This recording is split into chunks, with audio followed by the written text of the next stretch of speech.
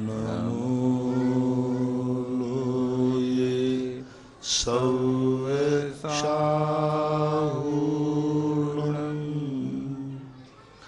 पंच परमेष्टि भगवान की जय। आचार्य श्री गुरुवर कुंद कुंद महाराज की जय। आचार्य श्री गुरुवर विद्यासागर महाराज की जय। परम पूजनीय निर्यापक श्रमण पूज्य श्री सुधा सागर जी महाराज की जय। चुलक श्री धैर्य सागर जी महाराज की जय। पूज्य श्री के चरणों में समस्त जिज्ञासा कर्ताओं की ओर से कोटि कोटि नमोस्तु बंदन। पूज्य श्री पवन वंदना सतना मध्य प्रदेश से नमोस्तु भगवान। तीर्थंकर भगवान का समव शरण एक स्थान पर कितने समय तक लग सकता है और विहार आदि क्रियाएं किस तरह होती, नियोग से या कारण से? आगम में जब तक वहाँ के लोगों के पुण्य का तीव्र हृदय है तब तक रुका रह सकता है। कोई नियत काल नहीं दिया गया और ये भी नहीं दिया गया कि वहाँ समोषण द्वारा नहीं जाता।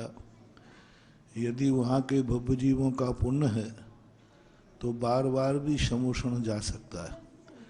भगवान महावीर स्वामी का राजगृही में 4 बार समोषण गया अलग अलग टाइम पे, और विहार करने के संबंध में उनकी सब कुछ सहज होती है। भगिभागन वस जोगे वशाए, तो जो भाग्यवान पुण्यवान जीव हैं उस तरफ उनका अपने आप स्वतः ही गमन हो जाता है। कोई कारण विशेष है नहीं और कितने दिन ठहरना है यह भी कोई नियत नहीं होता। संजय जैन जबलपुर से भगवान अनंत नमन।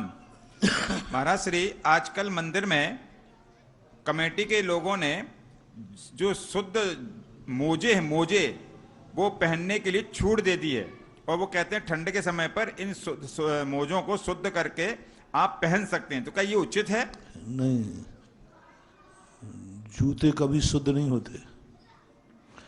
जूते और मोजे एक ही चीज माने जाते, दोनों में कोई अंतर नहीं है। उपाहन है बोलते हैं इनको। इसलिए इस प्रकार की जो परंपरा चलाई जा रही है उचित नहीं है। इसके लिए एक ही है, कोई व्यक्ति यदि शुद्ध जूते धो करके सोला के करके यदि तुम्हें मारे तो कोई कहे कि भाई जूता क्यों मारना, ये तो सोला का जूता है। और तुम्हारे पर रखे जूता चाहे सोने का हो, चाहे चांदी का हो, चाहे लकड़ी का हो, कैसा भी हो, पैरों में पहनने वाला पैरों की सुरक्षा के लिए जो पैरों में पहना जाता है वह सब हमारे लिए वर्जित है, निंदनीय है। ऐसी परंपरा चलाना उचित नहीं है। धीरे धीरे आजकल कपड़े के भी जूते चल गए हैं, बिल्कुल पेवर कपड़े, जैसे सामान रखते हैं तो उसमें बहुत गलत हो जाएगा, अनर्थ हो जाएगा। ये परंपरा जिस भी चला रहा है ये बहुत गलत है। उसको चटाई का इंतजाम कीजिए, पाटे का इंतजाम कीजिए, लेकिन मोजों का इंतजाम नहीं करना चाहिए। निर्मल जैन अशोकनगर नमोस्तु। हमने ऐसा सुना है कि 11वें गुणस्थान वाले मुनिराज से ज्यादा निर्जरा 8वें गुणस्थान वाले छपक श्रेणी वाले मुनिराज की होती है। इसको समझा दें महाराज श्री, कैसे होती है? क्योंकि कोई व्यक्ति किसी भी कर्म को नाश करता है, कोई किसी को उपशम करता है, तो कर्मों को नाश करने वाले की विशुद्धि ज्यादा है, उसके अंदर विशुद्ध संयम लब्धि स्थान ज्यादा है, विशुद्धि स्थान ज्यादा है। और किसी भी कार्य को तात्कालिक उपशमन करना उसमें ज़्यादा जोर नहीं लगता। किसी व्यक्ति के अंदर कोई कसाय हो गई हो, उससे अपन कहो भैया आज तो शांत हो जाओ, कल देख लेना, तो सामने वाले को समझाने में ज़्यादा टाइम नहीं लगेगा, क्योंकि उसको क्या छूट मिल गई, आज तो शांत हो जाओ, कल फिर देख लेना, आज तो मत करो, आज 14 से। तो वो व्यक्ति को शांत करने में ज़्यादा टाइम नहीं लगेगा, क्योंकि उसको मालूम है एक दिन की तो बात है,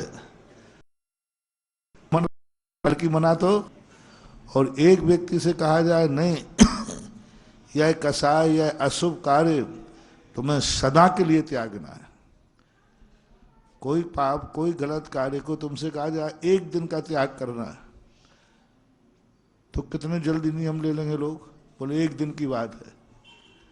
और कहा जाए नहीं यह त्याग तुम्हें जीवन भर लेना है, तो फिर सोचना पड़ेगा कि नहीं।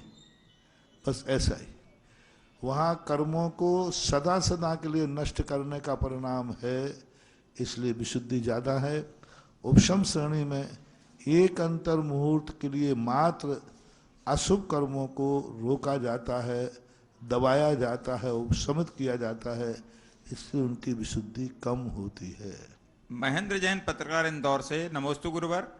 गुरुवर, घर से स्वयं द्रव्य ले जाकर जिनालय में अभिषेक पूजन करना कितना पुण्यदायी और लाभकारी होता है, क्योंकि आजकल मंदिर और जिनालय में लोग खाली हाथ पहुंचकर वहां एक व्यक्ति से सारी व्यवस्था की अपेक्षा करते हैं, ये कहां तक उचित है? श्रेष्ठ यही है कि अपने घर से ही द्रव्य ले जाना चाहिए। धुली हुई द्रव्य न ले जाएं, धो वहाँ लेवें, लेकिन अपने घर से जो द्रव्य ले जाते हैं उतनी ही द्रव्य चढ़ाते हैं, उसमें पुण्य अधिक है। मंदिर की द्रव्य आप लेते हैं, एक तो मंदिर की द्रव्य है, दूसरी बात है कि आप ने साल भर में यदि द्रव्य दी भी है तो कम दी है आपने और चढ़ा ज़्यादा दी है। पानड़ी में अक्सर कर होता है, कम पानड़ी देते हो और उससे कई गुनी ज़्यादा आप चढ़ा देते हो तो दोष लगता है।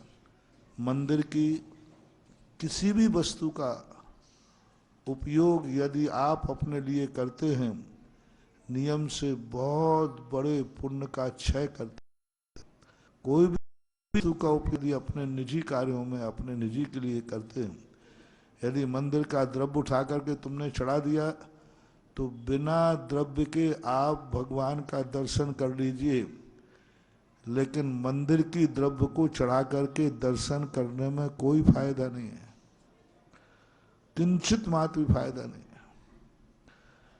चातुर्मास के समय में एक बार बोला था कि कोई बाहर का व्यक्ति आता है, कमेटी उसको श्रीफल देती है, कमेटी का श्रीफल चढ़ाने की अपेक्षा बिना श्रीफल के दर्शन कर लो, क्योंकि कमेटी वह श्रीफल मंदिर से लाएगी, गुल्लक से लाएगी, उससे अच्छा है कि आप बादाम चढ़ा दीजिए। मंदिर की कोई भी चीज हमेशा ध्यान रखना, अपने निजी उपयोग में नहीं लेना। निजी उपयोग में पुण्य लाभ तुम्हें हो और द्रव्य मंदिर का हो तो उससे पुण्य लगने वाला नहीं है। ममता जैन, सूरत भटार। नमोस्तु महाराज। महाराज सीधी श्री बात, आपकी द्रव्य को जो धो रहा है, आपकी द्रव्य को जो व्यवस्था कर रहा है, तो आपके पुण्य में से टीएडीए कटेगा।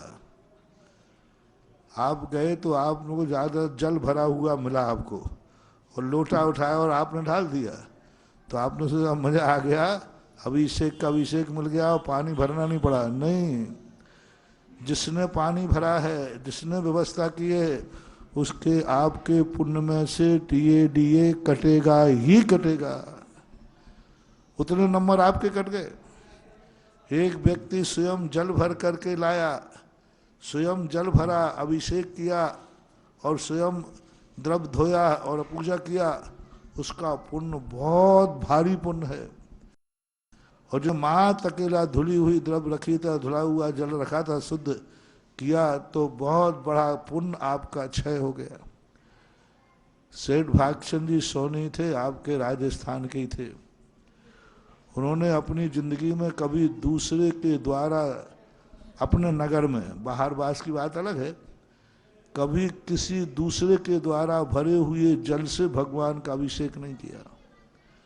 उनका मैनेजर कहता है, हम जब गए, बोले एक बार सेठ जी बहुत लेट हो गए, तो हमने जल भरने को कहा कि सेठ जी मैं भर दे रहा हूँ। बोले तू मेरा दुश्मन है, भगवान के सामने मुझे सेठ बनाता है, जैसा तू मेरा नौकर है ऐसे ही मैं भगवान का सेवक हूं। क्या गजब की बात, तू मेरा सेवक है, मैं भगवान का सेवक हूं। वो बहुत सुकुमार थे, सेठ थे बहुत बड़े, जब पानी रस्सी से पानी खींचते थे उनके हाथ लाल पड़ जाते थे, लाल हो जाते थे। वो तो सेठ थे, कभी गिलास भी पानी उठा के नहीं पीते थे। अपने कभी उन्होंने कपड़े पहने तो कभी स्वयं बटन नहीं लगाए, पैरों के जूतों के बंद भी नौकर लगाता था। सब जगह सेठ थे वो। बस जैसे ही मंदिर की बारी आए और वो स्वयं करते थे, द्रव धोते थे, जिन्होंने कभी अपने हाथ से द्रव धोते थे। ये है पुण्य। भगवान के चरणों में, भगवान के यहाँ कभी सेठ नहीं बनना, वहाँ सेवक बनना। अपने लिए की हुई पुण्य क्रियाएं जितना स्वयं करोगे उतना ही अधिक पुण्यबंध है, और दूसरे के द्वारा कराओगे तो उसका पुण्य तुम्हारे पुण्य में से कम होगा ही। जैन सूरत भटार से नमोस्तु महाराज। महाराज श्री कहते हैं जो होता है वो अच्छे के लिए होता है। जीवन में ये क्या कहां तक सत्य है? जो होता है वो अच्छे के लिए होता है। ये नीति है, सिद्धांत नहीं है। नीति वो बन जाती है जब कभी किसी व्यक्ति के यदि आँख काना था तो किसी के गिल्ली डंडा खेल रहा था, उसकी गिल्ली उसकी आँख में लगी तो उसका मरा हुआ खून जमा था निकल गया तो उसको दिखने लगा। तो अब सभी कानों को एक एक गिल्ली मारो, सब ठीक हो जाएंगे। ये काकताली न्याय कहलाता है, ये नीतियां कहलाती हैं। हर स्थान पर लागू सिद्धांत वह है जो हर स्थान पर लागू होता है। ये नीतियां और मुहावरे हैं, ये कुचित कजाचित कभी लागू हो जाते हैं। कई बार ऐसा होता भी है जो होता है अच्छे के लिए होता है। ऐसा कई बार कई प्रसंग ऐसे आते हैं जिनमें ऐसी परिणति बन जाती है। विजय जैन मुंबई से मुनिश्री को त्रिकाल नमोस्तु। मुनिश्री, क्या स्वभाव, मूल जरूरत, सुरक्षा, अधिकार और प्राकृतिक संतुलन के अनुरूप यदि किया गया कृत्य कर्मबंध नहीं होता, इससे जैसे एक माँ का अपने बच्चे के प्रति मोह और लालन पालन का कर्मबंध, तो क्या ये कर्मबंध इनसे नहीं होता? क्या होता है? कर्मबंध दो प्रकार का होना है। एक कर्मबंध ऐसा होता है जो कर्मबंध हमें नुकसान नहीं देता। एक माँ अपने बेटे को गलती करने पर थप्पड़ मार देती है, क्रोध भी करती है, लेकिन वो क्रोध नहीं कहलाता क्योंकि उसको सुधार। एक मन किसी को थप्पड़ मार देता है वो कसाय है, और एक माँ बेटे को थप्पड़ मार देती है गुस्से में आकर, तो भी वह कसाय नहीं है क्योंकि वह गलती के लिए मार रही है। एक दुश्मन किसी को मार दे तो वो मर्डर कहलाता है, हत्या कहलाती है। लेकिन एक मजिस्ट्रेट किसी को फांसी दे देता है, मजिस्ट्रेट हत्यारा नहीं कहलाता। एक व्यक्ति किसी को मार देता है वो हत्यारा कहलाता है, लेकिन एक सैनिक किसी दुश्मन को मार देता है सीमा पर, वो हत्यारा नहीं कहलाता। इसलिए कर्मबंध होते हैं, कर्मबंध तो प्रवृत्ति मात्र से होते हैं, लेकिन जो अपनी पारिवारिक, अपनी सामाजिक और प्रकृति के नियमों को ध्यान में रख करके कृत्य करते हैं उनमें कर्म का बंध अल्प होता है, वो ज़्यादा दुखदायी नहीं। लेकिन जो अनैतिक कर्म करते हैं, जो विपरीत कार्य करते, सामने वाले को दुख देने के लिए करते हैं, उसका नाश करने के लिए करते हैं, उसका अहित हो जाए, उसको दुख हो जाए, उसका विनाश हो जाए, इस भाव से किया हुआ कृत्य महान दोष को प्राप्त होता है, उसका दंड उसे भोगना पड़ता है। और स्वभाव तो किसी कार्य को करने का स्वभाव तो हमारा आत्मा में रहने का है। अपने ब्रह्म स्वरूप आत्म स्वरूप में स्थिर हो जाओ, उसका नाम स्वभाव है। स्वभाव में न्याय अन्याय नहीं देखा जाता, स्वभाव में अच्छा बुरा नहीं देखा जाता, स्वभाव में मां साक्षी देखा जाता है। इसे स्थित प्रज्ञ कहते हैं, ऐसा माना। प्रवीण टोंगिया, मेरे आराध्य गुरु नमन। पूज्य श्री, जैसे कि बाहुबली या भरत जी में युद्ध हुआ था तो क्या युद्ध करने का दोष उन्हें भी लगा होगा? लगा होगा, बराबर दोष लगा। उसका उन्होंने प्रायश्चित किया, पश्चाताप किया, उसकी निंदा भी हुई। वैभव काला सूरत भटार, नमोस्तु महाराज। महाराज श्री, हम लोग दान कैसा करें जो हम लोगों को धनवान बनाए रखे, धनवान हम बने रहें? खेत में गेहूं अनाज बोते समय खेत से कहने की जरूरत नहीं है कि ये खेत मुझे फसल दे देना। खेत का तो नेचर है कि समय पर बोओगे, समय पर पानी दोगे और सब कुछ अनुकूल रहा तो वो तो अपने आप तुम्हारा भंडारा भरता है। यदि कोई व्यक्ति अपने खेत में गेहूं बो जाए, दो व्यक्ति हैं, एक ने खेत से कहा हे खेत मैंने गेहूं बो दिया, फसल आना चाहिए, और एक ने नहीं कहा और बो दिया, दोनों के आजू बाजू खेत थे, दोनों में फसल बराबर आएगी कि कम बढ़ाएगी? बोले। एक का नाराज, तूने कहा ही नहीं इसलिए मैं आऊंगा ही नहीं। इसी प्रकार ये दान धर्म होते हैं। धर्म हम कहें या न कहें, जो भी दान पुण्य करेंगे उसका जो फल मिलना है वो तो मिलेगा ही मिलेगा, चाहे आप कहें अथवा न कहें। कुछ प्रकृति प्रदत्त ऐसी वस्तुएं हैं, खेत में बोया है तो खेत कहता है तुम कहो या नहीं कहो, मैं तो हरा भरा होके फल दूंगा, कहने की जरूरत नहीं। आम का पेड़ लगाया, उससे कहने की जरूरत नहीं। आप सेवा करिए, अच्छे करिए, फलना होगा तो वो अपने आप फलेगा। जो की क्रियाएं हैं कहने की जरूरत नहीं है, ये क्रियाएं अपने आप स्वतः ही फल देती हैं और वे अपना फल बिना कहे भी देती हैं, ऐसा मानना चाहिए। राजीव जैन, शिवरार्थी, अमर पाटन। मेरे आराध्य गुवर नमन। इरियापथ कर्म और अत्यधिक सुख का उत्पादक है, ऐसे कैसे? इरियापथ कर्म का अर्थ होता है जो प्रवृत्ति के द्वारा किया हुआ कर्म अनिवार्य होता है। चलना है, अब चलते समय जो कर्म होता है, चलते समय जो हिंसा आदि होती है वह अल्प फलदायी होती है। और इरियापथ का अर्थ होता है सावधानी पूर्वक। सावधानी पूर्वक की हुई क्रिया में बंध तो है, जैसे हम लोग देख करके चलते हैं तो चलते समय कोई जीव की आराधना हो भी सकती है, लेकिन हमें अल्पबंध होगा क्योंकि हम देख के चल रहे हैं, किसी जीव को मारने का भाव नहीं है, फिर भी जीव मर जाता है तो भी हमें उसका बंध का कारण नहीं बनता। मर्दो वा जीदो वा आयदाचार सनिचिदा हिंसा पैदस्य नत्य हिंसा हिंसा मात्रेन समिदस्य।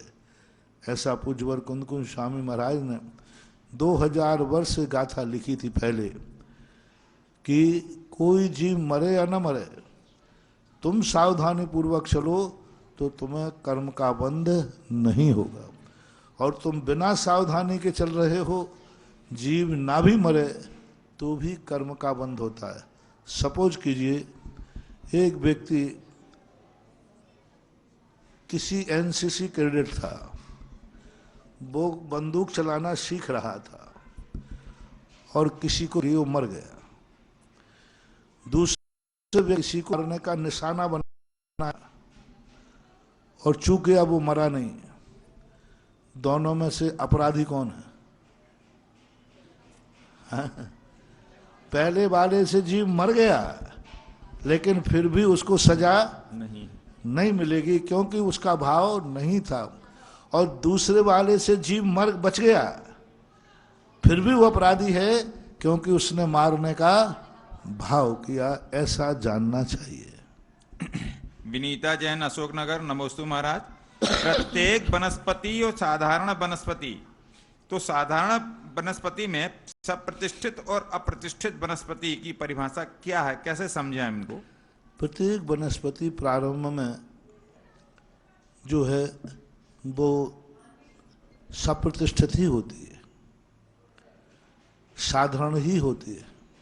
और साधारण का अर्थ होता है एक जीव के शरीर में अनंत जीव उत्पन्न होते हैं। एक के मरने पर सब मर जाते हैं, एक के श्वास लेने पर सब श्वास लेते हैं। धीरे धीरे वही वनस्पति जब बड़ी हो जाती है, बड़ा पेड़ हो जाता है, उस पत्ते में आपको समझ रेसे आ जाते, लाइनें आ जाती हैं। उस समय उन जीवों की संख्या खत्म हो जाती है, वो अप्रतिष्ठित हो जाता है। अप्रतिष्ठित का अर्थ यह नहीं है कि जीवों से रहित हो गया। अप्रतिष्ठित का अर्थ है अनंत अनंत जो निगोदिया जीव थे उन जीवों का अभाव हो जाता है। सामान्य वनस्पति काय जीव तो रहेंगे। श्रीमती चंदा जैन आष्टा से परम पूज्य गुरुदेव के चरणों में नमन। स्वाध्याय करने से कसायों में मंदता किस प्रकार आती है महाराज जी? स्वाध्याय करने से हमें तत्व की रुचि हो जाती है। किसी व्यक्ति को पता चल जाए कि इस प्रकार का कृत्य करने से हमें यह सजा मिलेगी। गुस्सा सबको आ रहा है और एक व्यक्ति को पता चल गया कि यदि मैंने गुस्से में इसको मार दिया और मर गया तो मेरे ऊपर 302 धारा चलेगी, मुझे जेल होगा। एक व्यक्ति को मालूम नहीं था कि इसका क्या अपराध है, उसने मार दिया। तो स्वाध्याय करने के बाद, ज्ञान करने के बाद व्यक्ति अपने आप को अपराधों से बचाता है और बचने का प्रयास करता है। हम पूर्व पुरुषों की कथाएं क्यों पढ़ते हैं? हम क्यों पढ़ते हैं कि महावीर का जीवन कैसा था? हम क्यों पढ़ते हैं श्री राम का जीवन कैसा था? हम क्यों पढ़ते हैं कि हमारे हनुमान जी कैसे थे? क्या लेना देना, बहुत पुरानी बातें हुई। हम इसलिए पढ़ते हैं कि उन्होंने ऐसे जीवन में क्या किया कि आज भी दुनिया में नहीं है, फिर भी उनका नाम अमर है। उन्होंने ऐसे दुखों के समय, आपके जीवन में भी दुख आते, उनके जीवन में भी दुख आए, ऐसे दुखों के समय, संकट के समय उन्होंने किस साहस से काम किया। राजगद्दी को मिलने का समय था, उसी समय उनको वनवास दे देना, तो उस समय उन्होंने किस समतापूर्वक राज छोड़ दिया। आप लोग तो थोड़े से भी यदि तुम्हारे माता पिता तुम्हें थोड़ी संपत्ति में से कम देवे तो आप माता पिता को भी खरी खोटी सुना देते हो। यहाँ तक लोग हो जाते निकम्मे कि पिताजी के ऊपर भी कोर्ट केस कर देते। और हमारे श्री राम देखो,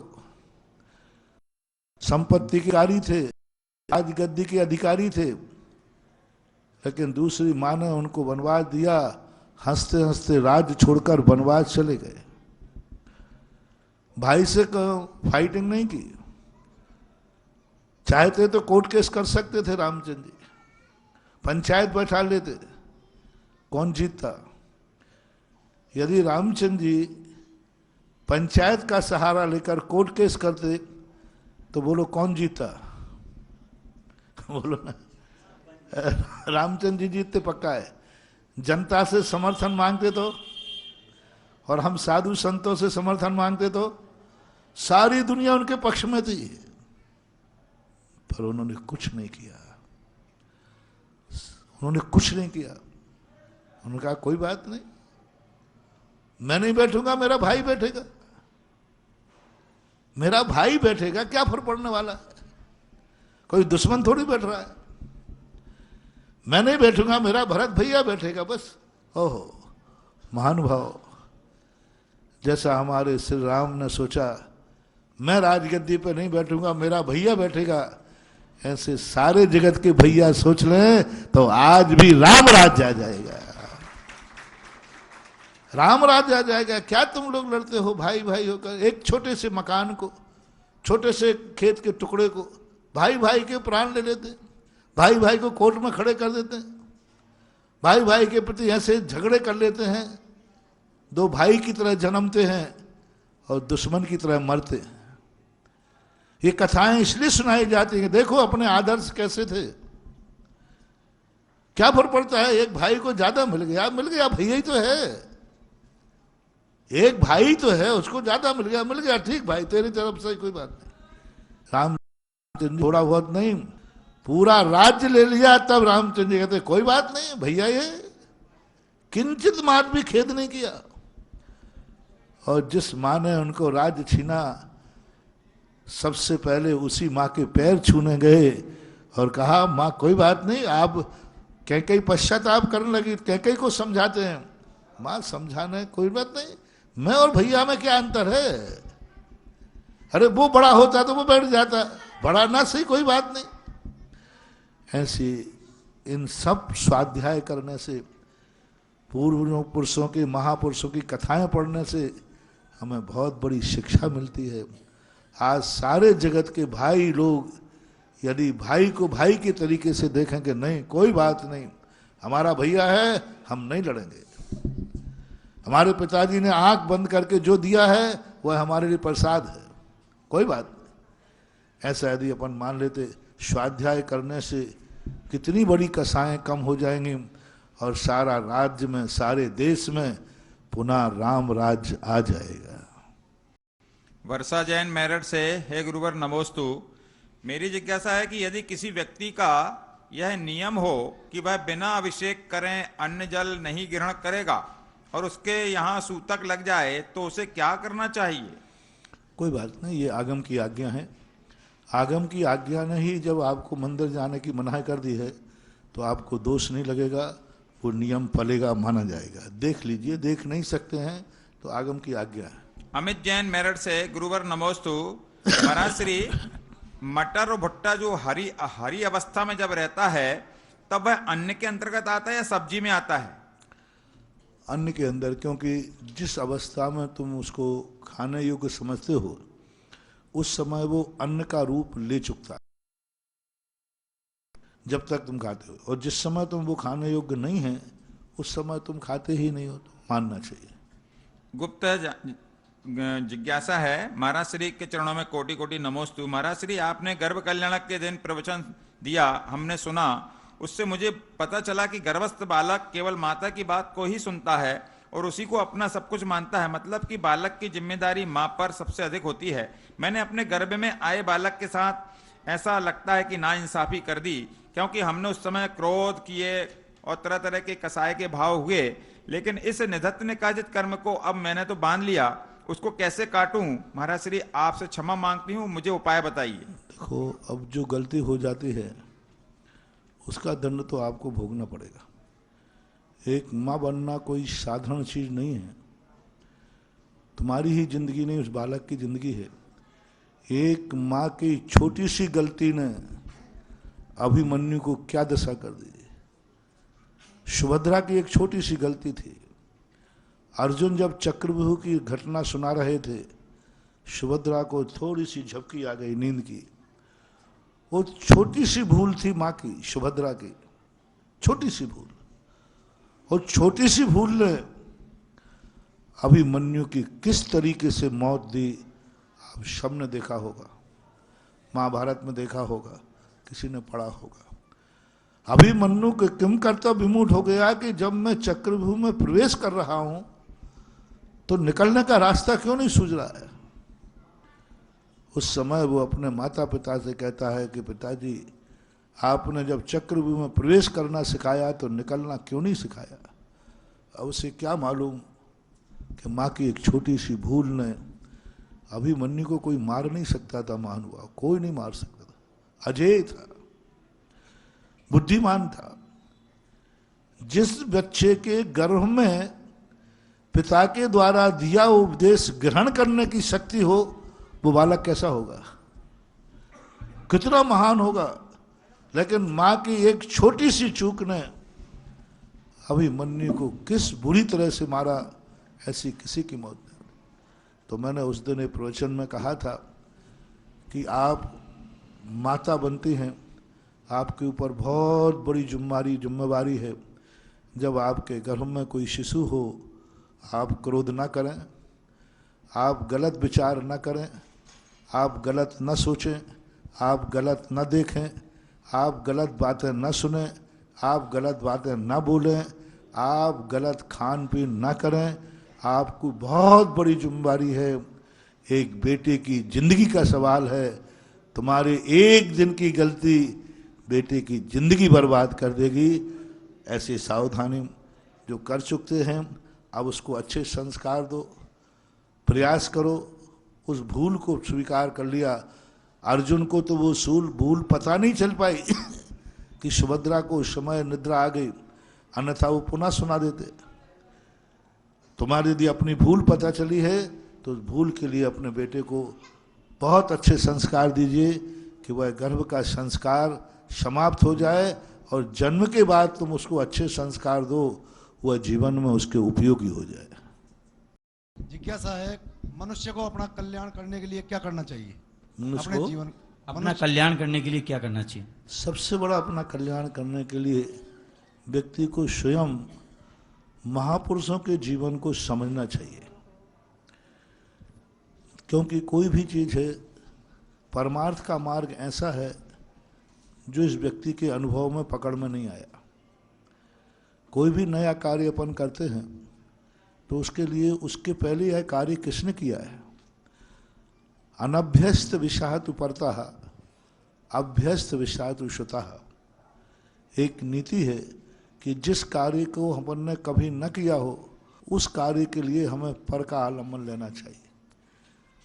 क्या संसार में रहने वाले जीवों ने कभी किसी ने कल्याण किया है? मेरे से पहले कल्याण किसने किया? उन पुरुषों को हम पढ़ें, उन पुरुषों को समझें, उन्होंने जीवन में उतार चढ़ाव में कैसे जीवन जिया है, तो हमें अपने आप रास्ता मिलता है। और दूसरी बात है, जो चीज़ अपने लिए और अपनों के लिए दुखदाई हो वह यदि आपने त्याग दिया तो 50% तो कल्याण हो ही गया। जो चीज़ अपन के लिए दुखदाई हो, आपसे मैं पूछना चाहता हूँ, आप खुद बताएं, क्रोध अच्छा है या बुरा? आप अपनी तरफ से बुरा, अंदर से हैं बुरा है। बस जब अपन खुद एक्सेप्ट कर रहे क्रोध बुरा है तो हमें क्रोध आए उस समय सोचना चाहिए। अपन को 50% तो अपन खुद जानते हैं कि ये गलत है, फिर कर रहे। कौन नहीं जानता, लिखा है पॉकेट के ऊपर, तम्बाकू स्वास्थ्य के लिए हानिकारक है, उसके बाद भी खाएं तो लेप दीपक कुएं पड़े, अब भगवान क्या करे। स्पष्ट लिख रहा है, सब जान रहे हैं कि ये स्वास्थ्य के लिए हानिकारक है। सबको मालूम है कि मैं शराब पी के आऊँगा तो मेरी बुद्धि ठिकाने नहीं लगेगी, मेरे परिवार को अच्छा नहीं लगता। बहुत सारे कार्य तो आप ऐसे कर सकते हैं, बहुत बड़ा कल्याण की बात नहीं कर रहा हूँ, उसके लिए तो महापुरुष को पढ़ना पड़ेगा। तुम कोई कार्य करने के पहले इतना ही कर लो कि मैं वही कार्य करूँगा जो मेरे मम्मी पापा को अच्छा लगेगा। मैं माँ बाप को जो बुरा लगेगा वो कार्य नहीं करूँगा, तो भगवान तो बाद में बनेंगे, एक अच्छे इंसान हम बन जाएंगे। क्योंकि माँ बाप कभी गलत नहीं बता सकते। माँ बाप यदि नहीं है तो दूसरा पॉइंट हम देते हैं, आपकी सहधर्मिणी है, पत्नी है, आप ऐसा कोई कार्य न करें जो आपकी पत्नी को बुरा लगे। क्योंकि ऐसा कोई भी पत्नी नहीं है जो अपने पति को गलत मार्ग पर ले जाए। यह भी यदि नहीं है तो आप एक दिन बैठ जाइए, उन बुराइयों को लिखिए जो आप अपने बेटे में नहीं देखना चाहते। अपने से छोटे जो अपने बेटे हैं, आप क्या चाहते, बेटे में कौन सी बुराई नहीं होना चाहिए वो लिखो। अच्छाई नहीं, बुराई। हमारे अपना बेटा है, बेटे से बोलो, इस बेटे में पूछा जाए कि आप बेटे में क्या क्या बुराइयां नहीं चाहते हो, वो सारी बुराइयां लिख लो। जो जो बुराइयां बेटे में नहीं चाहते हो उसी बुराई का उसी दिन त्याग कर दो, कल्याण का मार्ग खुल जाएगा। श्रीफल के लिए ज्ञानचंद जी पधारें। सुबोध आशा जी जैन सुबोधय तीर्थ से और ताराचंद जी सारोला कला से। सुबोधय वाले बड़े बाबा आदिनाथ भगवान की जय। मेरे आराध्य गुरुदेव के चरणों में कोटि कोटि नमस्तु। महाराज श्री, आज का प्रश्न है मेरा, युवा पीढ़ी नए वर्ष पर घूमने जाते हैं, होटलों में जाते हैं, पिकनिक मनाते हैं, वेकेशन करते हैं और मानते हैं कि हमने मौज मस्ती से ये दिन निकाला। क्या महाराज श्री इसमें उनका मंगल है? नहीं तो महाराज श्री मेरा प्रश्न है कि हम ऐसा क्या करें कि जिनसे उनका। पहली बात तो आपका वो दिन आप शुभ है कि अशुभ है? वो दिन आपको अच्छा है या बुरा है? नया साल आपको खुद निर्णय करें आपको अच्छा है या बुरा है। महाराज श्री हमें क्या करना चाहिए अच्छा, जिससे अच्छा मैं बने प्रश्न हमारा कर दिन? दिया, मैं दूसरों से पूछ रहा हूँ, अच्छा है या बुरा है? अच्छा है। आपका जन्मदिन आता है, अच्छा है कि बुरा है? अच्छा है। आपका कोई भी घर में अच्छा कार्य होता है, उसकी वर्षगांठ आती है साल भर के बाद। मान लो आपकी विवाह हुआ, शादी की सालगिरह आई, वो अगली साल जो आपकी शादी की सालगिरह आई, वो अच्छी आई या बुरी आई? अच्छी आई। अच्छी आई, सब अच्छा मानते। जब अच्छा मानते हो तो उस दिन, जब जब वो दिन आवे, क्योंकि वो अच्छा दिन है, तो उस दिन अच्छे कार्य करना, बुरे कार्य नहीं करना। तो महाराज श्री क्योंकि अच्छा है, आपके लिए नया वर्ष है, अच्छा है, तो आप अच्छा कार्य करें।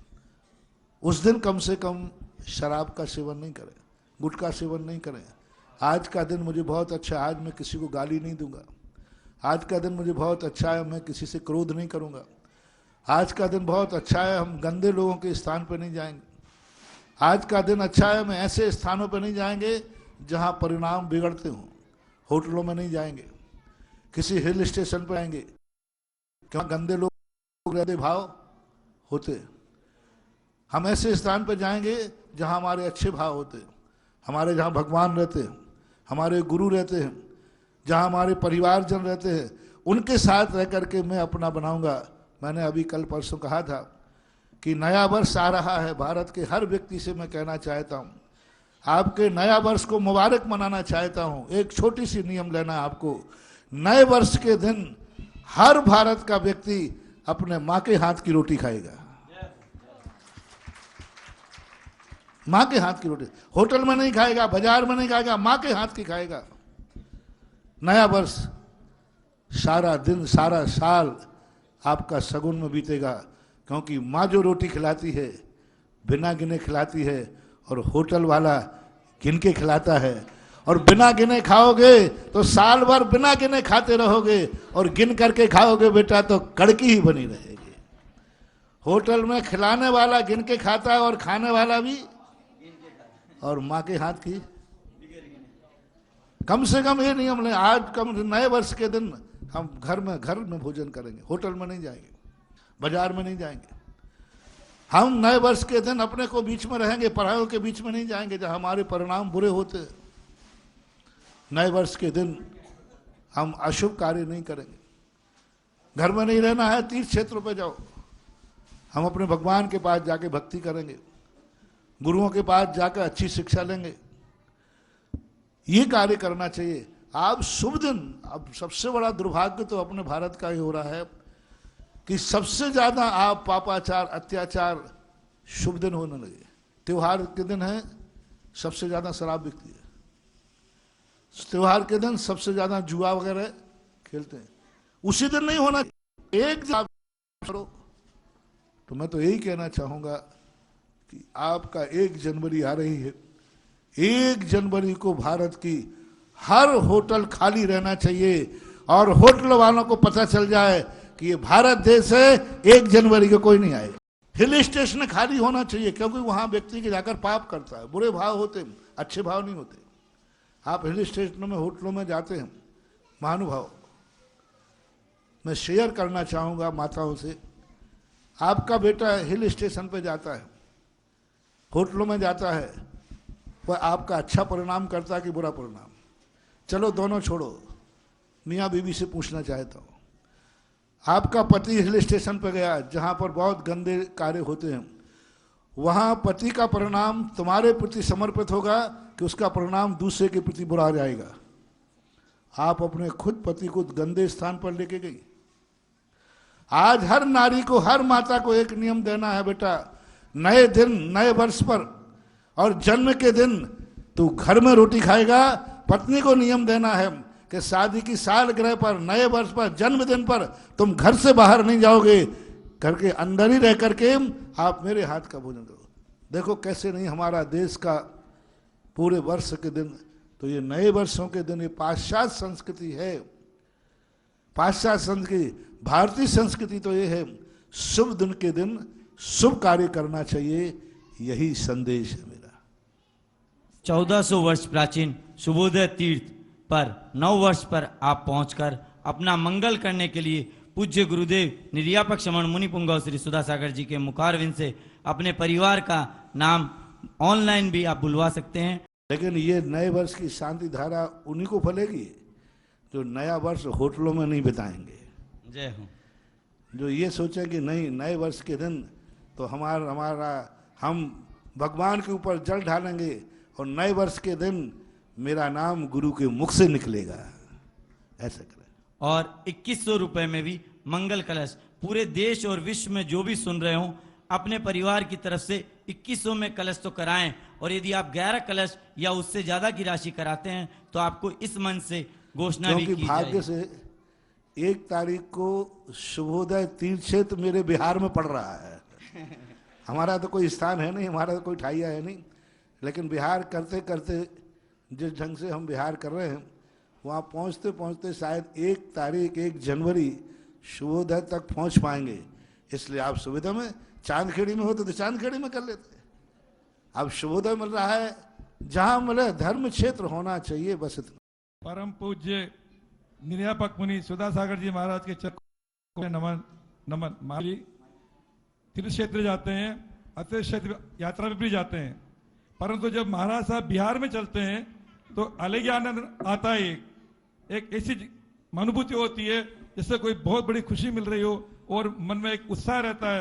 इसका क्या कारण है महाराज श्री बिहार में साथ में? हमारे शास्त्रों में लिखा गया कि भगवान के तीर्थ क्षेत्र तो निश्चित होते हैं, साधु संत चलते फिरते तीर्थ होते हैं। नमस्ते स्वामी नमस्ते। जहाँ जहाँ पैर पड़े शरण के वो जग तीर्थ हों। एक बार सुदामा जी जब कृष्ण जी से मिलने गए तो उस समय रानियों ने उनको बहुत कपड़े दिए और जूते भी दिए पहनने के लिए। तो कृष्ण जी बड़े नाराज हुए। पूरी कथा नहीं, संक्षेप में बता रहा हूँ कि तुमने ये क्या किया। तो रानियां रुक्मणी सत्यभामा आदि कहते हैं क्या मुझे इतना भी देने का अधिकार नहीं है? बोले नहीं, तुमने बहुत बड़ी गलती की, बहुत बड़ी गलती की। मैं सुदामा के हाथ में कभी जूते नहीं, पैरों में जूते नहीं देखना चाहता हूं। मैं सुदामा के बदन पर कभी वस्त्र नहीं देखना चाहता हूं। मेरी ये मनसा है, मेरी ये भावना है कि सुदामा कभी भी पैरों में जूते ना पहने। मैं यही प्रार्थना करता हूं, मेरी यही भावना है। सब लोग स्तब्ध हो गए कि ये तो गलत भावना है।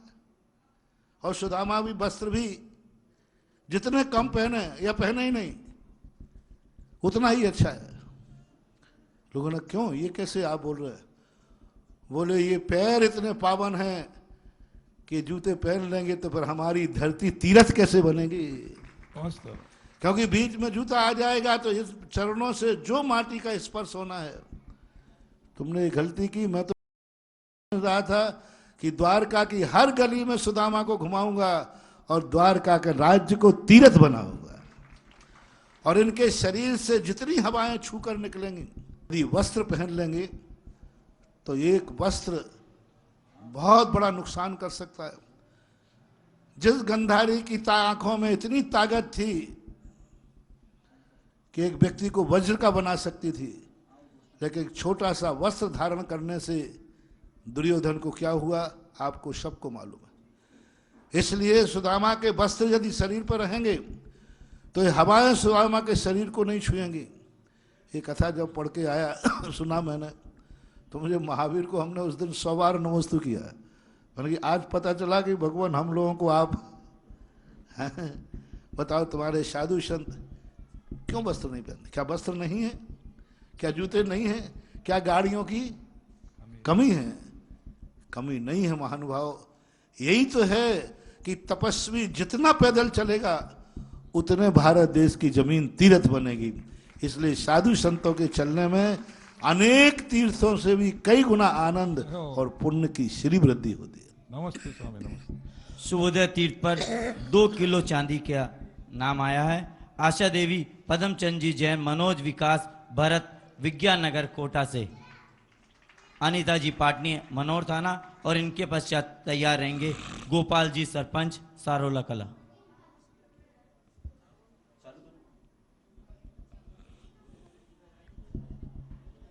आज चंद्रोदय तीर्थ चांदखेड़ी के लिए आदिनाथ भक्तामृत विधान में नाम आए। सुशीला देवी सोगानी परिवार कलकत्ता जयपुर निवासी। ममता नवीन ममता शादी की सालगिरह के उपलक्ष्य में प्रकाश चंद जी काला, किरण देवी काला, देव काला अर्पित भुवनेश्वर से। विनोद नमन अभी दर्शिका जयपुर से। विनय रेखा आशीष कासमा अर्श अर्जुन नगर दिल्ली से। और 21,000 में रीमशिला में संध्या राजकुमार बालाघाट महिला मंडल से। नमोस्तु गुरुवर, नमोस्तु गुरुवर, नमोस्तु। मेरा प्रश्न है कि मैं 6 आवश्यक कार्य तो करती हूँ डेली, लेकिन उसके लिए आगे ग्रस्त में रह के और आगे आगे विशुद्धि बढ़े, इसके लिए मुझे क्या करना चाहिए गुरुवर? 6 आवश्यक के बाद आता है व्रत। आवश्यक व्रतों का अभ्यास है। 6 आवश्यक को यदि आप पालन करते हैं तो आपको व्रतों की तरफ बढ़ना चाहिए। 12 व्रत होते हैं। संकल्पी हिंसा, संकल्पी झूठ, संकल्पित चोरी, संकल्पित अभ्रम और संकल्पित परिग्रह का, इन 5 अणुव्रत 3 गुणव्रत 4 शिक्षा व्रतों को लेना चाहिए। यानी जो प्रतिमाएं होती हैं, व्रत होते हैं, उनकी तरफ बढ़ना चाहिए। गोपाल जी सरपंच सारोला कला और इनके पश्चात धर्मा जी जैन मनोहर थाना।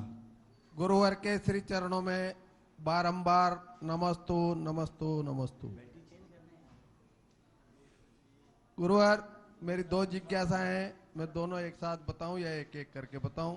आज्ञा चाहता हूं। हाँ बोलो। वर्तमान में हो रहे बदलावों से ऐसा प्रतीत होता है कि भारत पुनः विश्व गुरु बनेगा। उस दिशा में राम मंदिर एक मील का पत्थर साबित हुआ है, जिसे राष्ट्र मंदिर की संज्ञा दी जा रही है। इसके में का क्या मत? पहला बात है कि हमारा भारत देश सदा से विश्व गुरु है। विश्व गुरु, दुनिया में गुरु ही नहीं है तो क्या गुरु होंगे? अपने यहाँ तो गुरु होते हैं, उनके यहाँ तो मास्टर होते हैं, गुरु नहीं होते, शिक्षक होते। हमारा दुर्भाग्य है कि हमारा राष्ट्र के जितने भी लौकिक शिक्षा पढ़ाने वाले थे वे गुरु नाम से जाने जाते थे। और गुरु इतना बड़ा होता था कि राज दरबार में भी राजा भी जब गुरु आते थे तो राजा भी उनका सम्मान करता था। लेकिन अंग्रेजों ने, एक मैकेलिक नाम का 18वीं शताब्दी में अंग्रेज हुआ है, वो भारत घूमने आया था।